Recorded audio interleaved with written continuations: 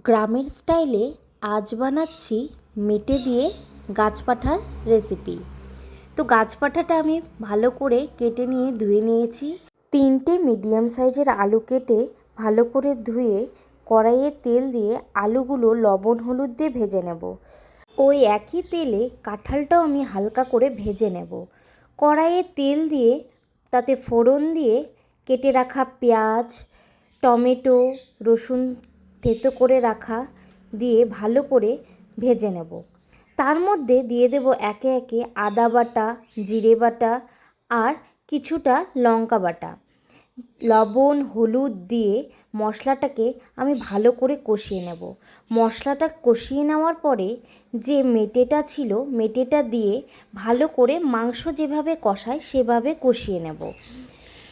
মেটে যখন ভালো করে সেদ্ধ হয়ে যাবে তাতে ভেজে রাখা আলু আর কাঁঠালটা দিয়ে দেব।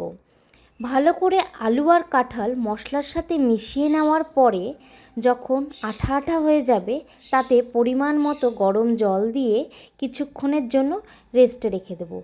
তাহলেই তৈরি হয়ে যাবে আমাদের